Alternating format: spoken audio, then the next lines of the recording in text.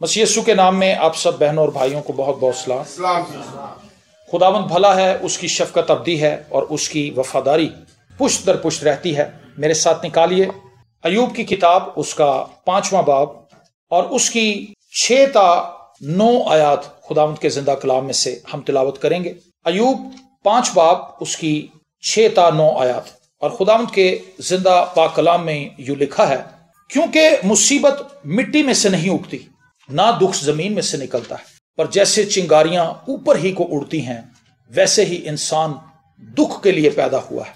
लेकिन मैं तो खुदा ही का तालिब रहूंगा और अपना मामला खुदा ही पर छोड़ूंगा, जो ऐसे बड़े बड़े काम जो दरियाफ्त नहीं हो सकते और बेशुमार अजीब काम करता है। आमीन। क्योंकि मुसीबत मिट्टी में से नहीं उगती, मुसीबत मिट्टी में से नहीं उगती। मिट्टी में से सब्जियां उगती हैं, दरख्त उगते हैं और इसमें से मादनियात निकलती हैं, लेकिन मिट्टी में से हम निकले हैं, मिट्टी में से मुसीबत नहीं निकलती। ठीक है। और आगे लिखा है, ना दुख जमीन में से निकलता है। और अगली जो आयत 7वीं है वो बड़ी गहरी है, पर जैसे चिंगारियां ऊपर ही को उड़ती हैं। आपने देखा होगा जब आग लगाई जाती है तो चिंगारियां हैं वो ऊपर की तरफ जाती हैं। उनकी नेचर है कि उन्होंने ऊपर की तरफ उठना है, वो नीचे की तरफ नहीं जाती, ऊपर की तरफ उठती हैं। इसी तरह इंसान के लिए कलाम मुकद्दस में लिखा है, वैसे ही इंसान दुख के लिए पैदा हुआ है। सवाल यह है, क्या खुदा ने इंसान को दुखी रहने के लिए पैदा किया था? ऐसा नहीं, बाग एदन में ऐसा नहीं था। अगर आप आज का पाकिस्तान देखें, आज की दुनिया देखें, आज के ममालिक देखें, तो वो बाग एदन से टोटल ऑपोजिट है। बाग एदन ऐसा नहीं था। बाग एदन में प्योर ऑक्सीजन थी, प्योर पानी था, फल थे, और सबसे बढ़कर यह कि खुदा ठंडे वक्त में आदम और हवा से मिलने आता था। वहां पर आपको एक ट्रू हार्मनी नजर आती है, एक बैलेंस लाइफ नजर आती है, सुकून है, इत्मीनान है। वहां पर कोई परेशानी नहीं, वहां पर कोई दुख नहीं, कोई रंज नहीं, कोई अलम नहीं, वहां पर कोई ट्रेजेडी नहीं। लेकिन जब इंसान गुनाह में गिरा, जब शैतान सांप के रूप में हवा के पास आया, तो ट्रेजेडी वहां से स्टार्ट हुई। इससे पहले कितना अरसा वो वहां पर रहे हैं कोई नहीं पता हमें, कि आदम उस वक्त कितनी उम्र का था, हवा उस वक्त कितनी एज की थी जब सांप उनसे आके मिला। वो बाशऊर थे, जिस दिन से वो पैदा हुए थे उस दिन से ही बाशऊर थे। वो छोटे बच्चे इन्फेंट नहीं थे, उनको खुदा ने बनाया था। वो पहले इंसान थे जो अपनी पूरी उम्र में पहले से ही थे, बाशऊर थे। जिस दिन से आदम को बनाया गया वो पूरा आदमी था, वो बाशऊर था। और उसको खुदा ने इख्तियार बख्शा था कि वो उन तमाम चीजों को जिनमें वो रह रहा था उन पर अपना कंट्रोल रखे। खुदा ने उसको अपना नायब बनाया था जमीन पर। खुदा ने ना सिर्फ उसको इसलिए पैदा किया था कि वो खुदा के साथ रफाकत रखे, बल्कि खुदा ने उसके साथ अपनी पावर शेयर भी की थी। खुदा ने उसके साथ अपना इख्तियार भी शेयर किया था। और आपको याद होगा कि आदम ने ही जानवरों के नाम रखे थे। ठीक है। तो आदम जो था एक ऐसी जगह पर रखा गया था जहां पर कोई भी दुख तकलीफ उसके लिए नहीं थी। खुदा ने एक बेस्ट जगह उसके लिए क्रिएट की थी, जिसको हम बाग एदन के नाम से जानते हैं।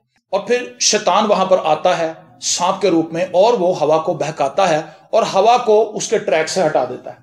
हवा वो फल खा लेती है और हवा वो फल आदम को भी खिला देती है।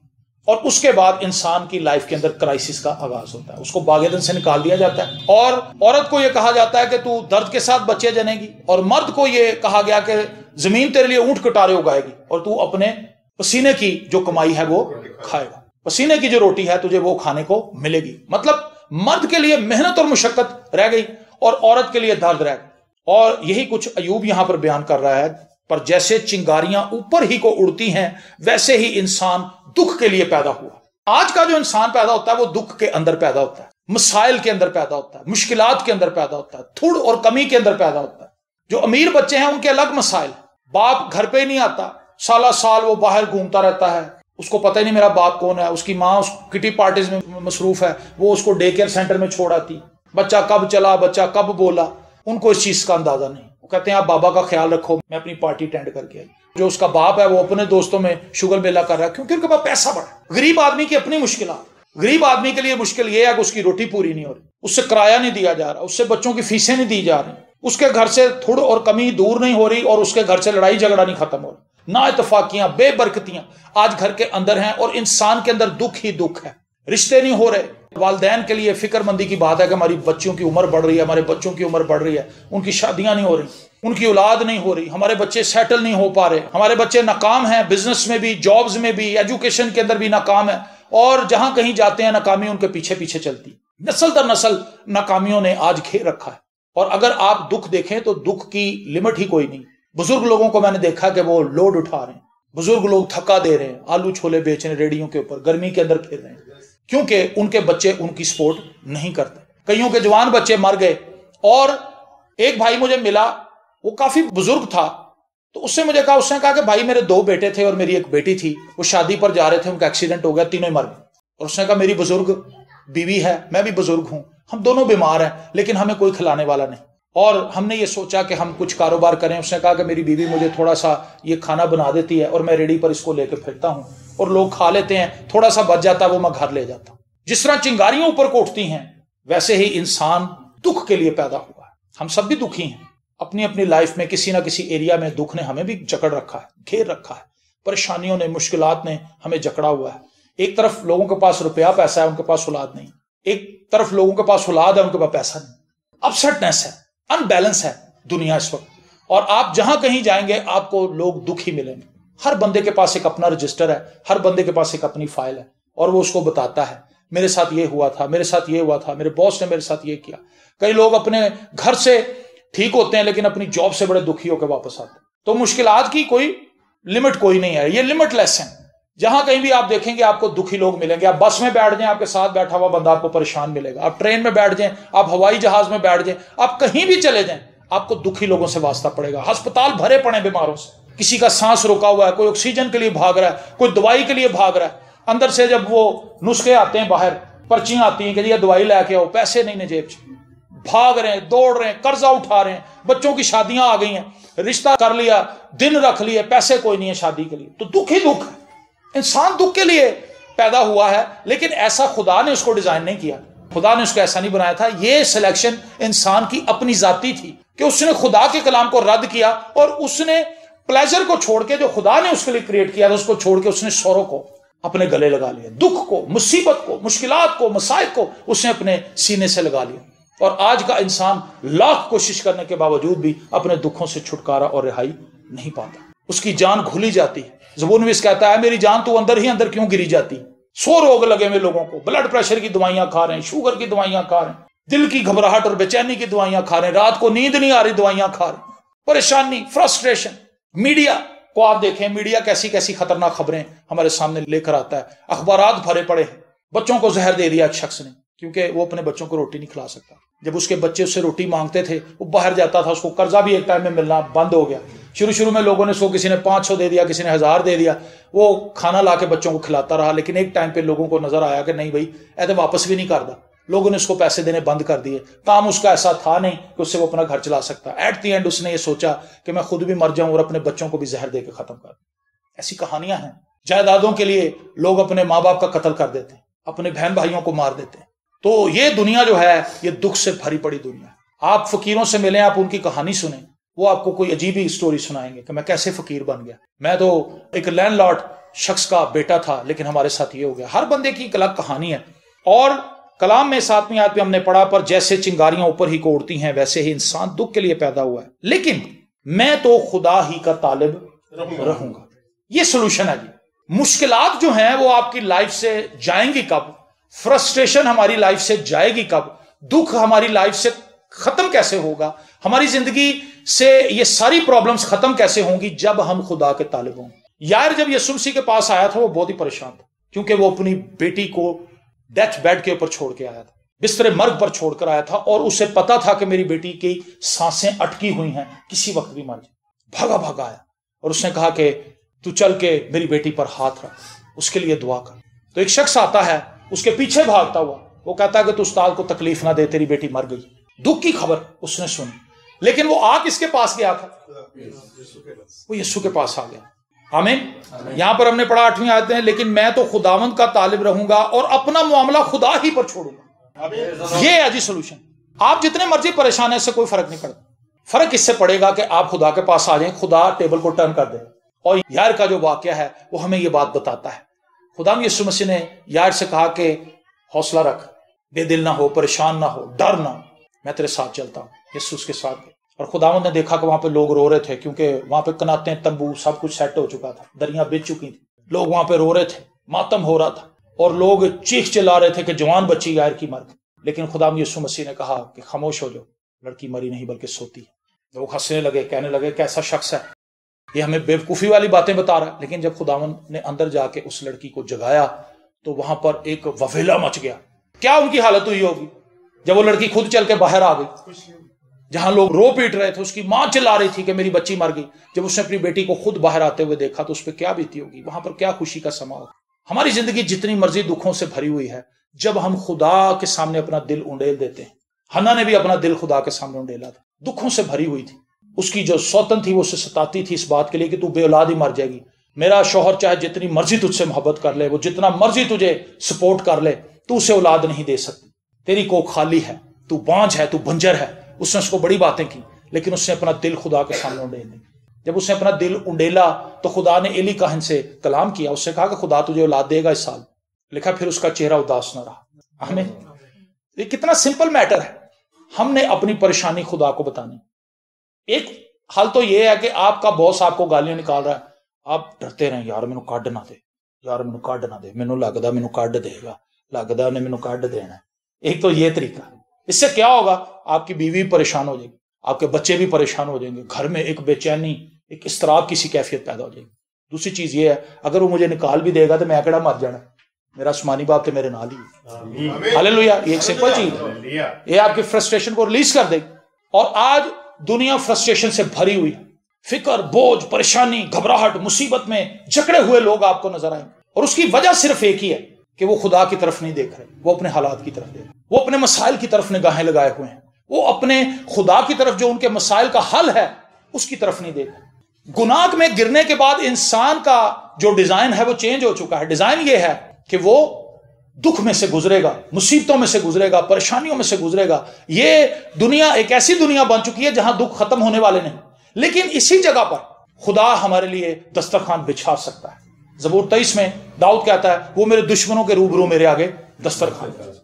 ہماری بیماریوں کے بیچ میں، ہماری تنگ دستی کے بیچ میں، جاب چھٹی ہوئی ہے، کاروبار فلوپ جا رہا ہے، پھر بھی ہم خوش ہیں، وہ ہمارے دشمنوں کے روبرو ہمارے آگے دسترخوان بچھا سکتا ہے. کون؟ خدا. تو 8ویں آیت بڑی کمال ہے، لیکن میں تو خدا ہی کا طالب رہوں گا اور اپنا معاملہ خدا ہی پر چھوڑوں گا. جس شخص نے اپنے آپ کو خدا کے ہاتھ میں دے دیا ہے، مصیبت اس کے لیے نہیں ہے. زبور ہم کہتے ہیں مصیبت شریر اتے رہندی سدا.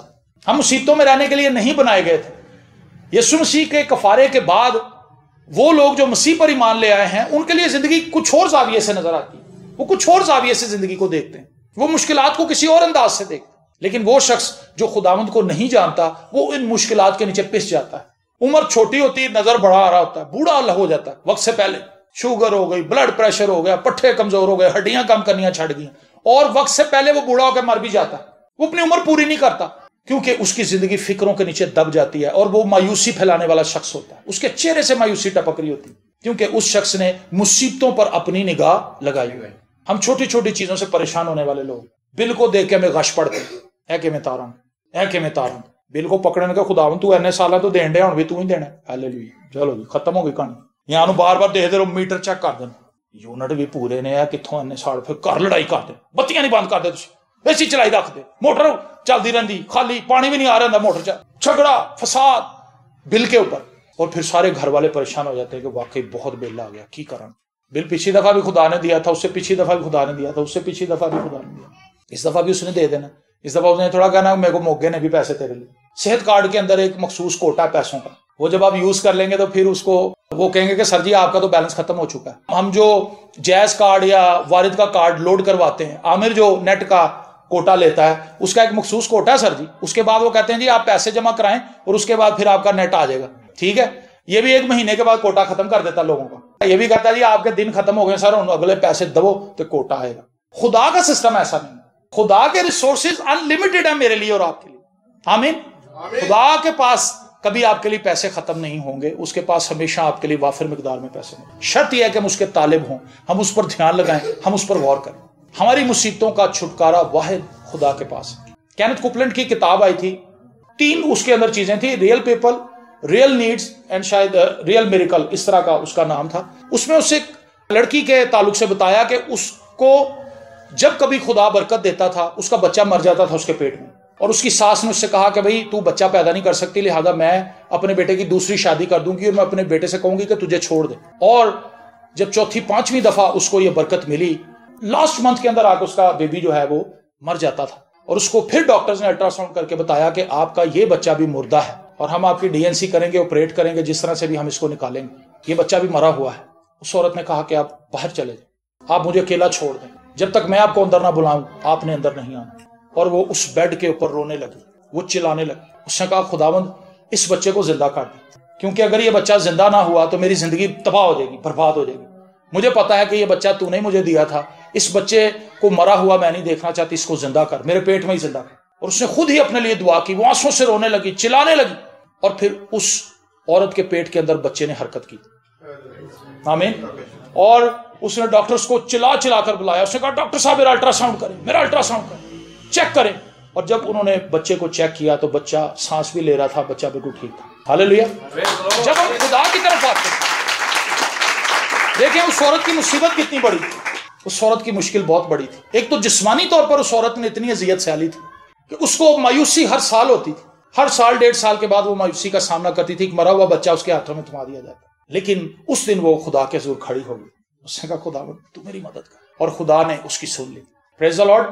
کوئی بھی چیز میرے لیے اور آپ کے لیے تو مشکل ہو سکتی ہے، لیکن ہمارے خدا کے لیے کچھ مشکل نہیں۔ ہاللیلویا۔ سو ہم بھی ایوب کی اس کتاب سے یہ سبق سیکھیں گے، ہم دکھوں میں سے ضرور گزریں گے، لیکن جو خدا کے طالب ہوتے ہیں، اپنا معاملہ خدا پر چھوڑ دیتے ہیں، ان کے لیے معاملات تبدیل ہو جاتے ہیں، ان کے لیے حالات کچھ اور ہو جاتے ہیں۔ آج ہماری ہر ایک مشکل کا حل خدا کے پاس ہی ہے، خواہ وہ ہماری جاب ہے، خواہ وہ ہماری ازدواجی زندگی ہے، خواہ وہ ہماری خاندانی زندگی ہے، خواہ وہ ہماری محلے داری ہے، خواہ وہ ہمارا بزنس ہے، خواہ وہ ہماری ایجوکیشن ہے، ہماری لائف کا ہر ایک ایریا خدا کے ہاتھ میں ہے۔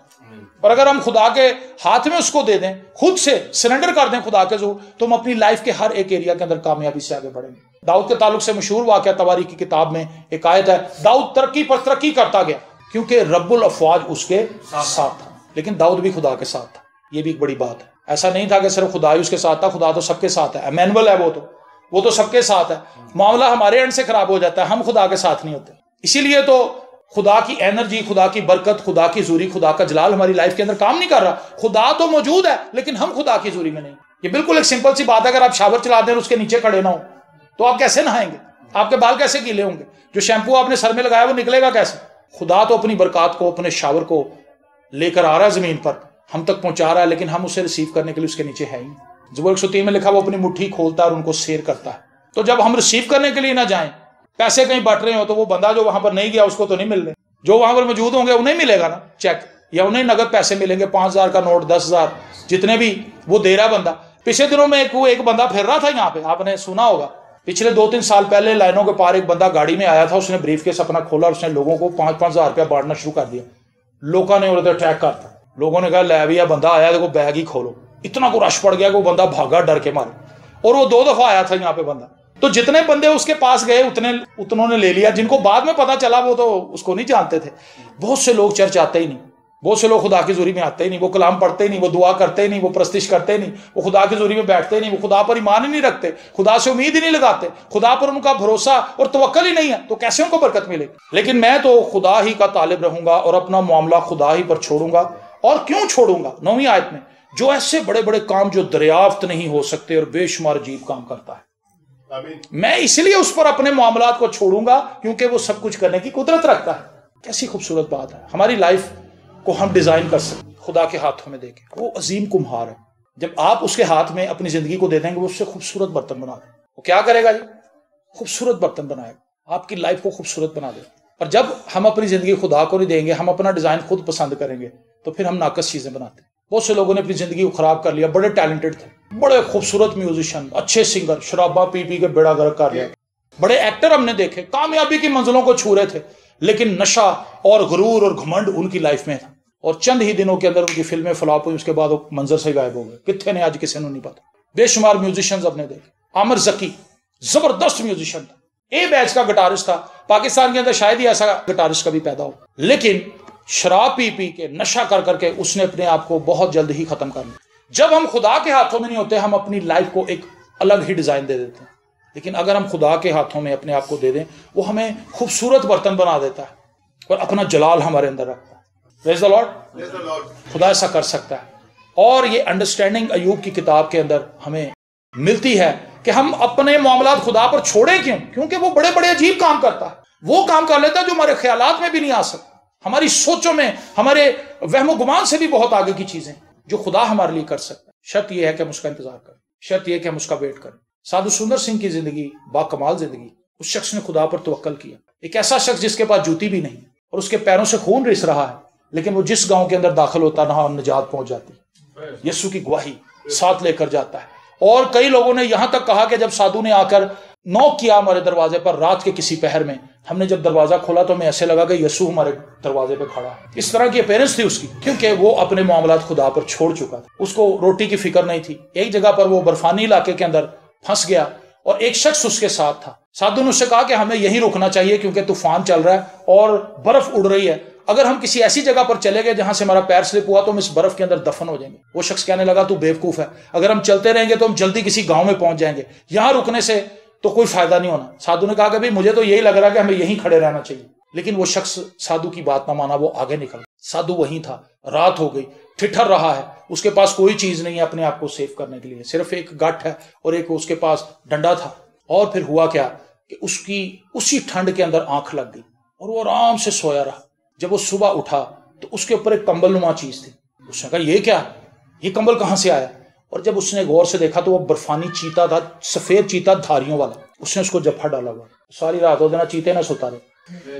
اس کی جو کھال ہے وہ کمبل کی طرح ہوتی ہے۔ آپ آج بھی چڑیا گھر جائیں تو چڑیا گھر میں آپ کو وائٹ بنگال ٹائیگر ملے گا، ہے وہ وائٹ لیکن اس کی دھاریاں بلیک، اور اس کی جلد آپ کو کمبل کی طرح لگے۔ سادھو لیٹا اور آرام اور صبح جب وہ اٹھا ٹائیگر نے اس کو دیکھا، سادھو نے اس کو دیکھا، ٹائیگر نے برف جھاڑی اور وہ برف میں غائب ہو گئے۔ اس نے سادھو کو کچھ نہیں کہا۔ تو جو زندگیاں خدا میں ہیں یہ کوئی گپوڑیاں نہیں ہیں، یہ کوئی ایسی نہیں من گھڑت باتیں، یہ وہ باتیں ہیں جو خدا کے لوگوں کے ساتھ ہوتی ہیں، یہ کوئی انہونی نہیں ہے۔ خدا کچھ بھی کر سکتا ہے، جو سمندروں کو دو ٹکڑے کر سکتا ہے، جو آسمان سے من برسا سکتا ہے، وہ ایک چیتے کو یہ نہیں کہہ سکتا جا بھی میرے بندے نے نگاہ کر جا۔ جو نوح کے دور کے اندر سارے جانوروں کو کشتی کے اندر، کیا نوح لے کر آیا تھا؟ نہیں، خدا نے بھیجا تھا۔ مگرمچھ کو نوح سمجھا سکتا تھا کہ پاجی آؤ ذرا چلو کشتی، ریچھ کو سمجھا سکتا تھا، شیر نال گل کر سکتا سی کہ پاجی آؤ میرے نال، کسی نے نہیں اس کی سننی تھی، انہوں نے پڑ جانا تھا اس کو۔ لیکن نوح کے پیچھے پیچھے وہ کیوں چل رہے تھے؟ کیونکہ خدا نے ان کو حکم دے دیا تھا کہ چلو بھی سارے کشتی پہنچو۔ انسان نہیں آئے، لیکن یہ کتنی بھیانک تصویر ہے۔ اس سارے منظر کے اندر سب سے بھیانک چیز یہ ہے، جانوروں نے خدا کی بات مان لی، بندیاں نے نہیں مانی، وہ ڈوب کے مر گئے سارے۔ تو یہ بڑا خوفناک منظر ہے، بائبل مقدس کے اندر پیدائش کی کتاب میں ہمیں نظر آتا ہے۔ انسان جو ہے وہ جب خدا سے دور ہوتا ہے تو وہ اپنے لیے ہلاکت کو بلاتا ہے۔ جب وہ خدا کے ساتھ جڑ جاتا ہے، خدا کے ساتھ اپنے آپ کو ایسوسیٹ کر لیتا ہے، اپنے آپ کو سنک کر لیتا ہے، اپنے آپ کو ایمرج کر لیتا ہے، تو اس وقت اس کی زندگی کے اندر خدا کی برکت جاری ہو جاتی ہے۔ تو یہاں پر ہم نے یہی دیکھا، مصیبتیں آپ کے پاس ہے تو یہ ایک بہترین چیز ہے آپ کو خدا کی حضوری میں لے جانے کے لیے۔ حنا اسی لیے آئی تھی کیونکہ وہ مصیبت زدہ تھی، یار اس لیے آیا تھا کیونکہ وہ مصیبت میں گھرا ہوا تھا۔ بہت سارے لوگ آپ کو پرانے عہد نامے میں، نئے عہد نامے میں خدا کے پاس اس وقت آتے ہوئے نظر آئیں گے جب وہ مشکل میں تھے، اور خدا نے موسیٰ پر ظاہر ہو کر یہ کہا تھا میں نے اپنے لوگوں کا رونا اور چلانا سنا ہے۔ وہ رو رہے تھے سارے مصر کے اندر، کیونکہ ان کی تکلیف، ان کی مصیبت، ان کی اذیت ان کی برداشت سے باہر ہو چکی تھی۔ مصریوں نے اتنا ظلم ان پر کر رکھا تھا کہ وہ ظلم برداشت سے باہر ہو چکا تھا۔ ڈیلی ان کو کوڑے پڑتے تھے، مارے پڑتی تھیں، اور صبح انہیں پھر پتا ہوتا تھا کہ ہم نے پھر اینٹیں بنانی، پھر ہم نے کنسٹرکشن کا کام کرنا ہے۔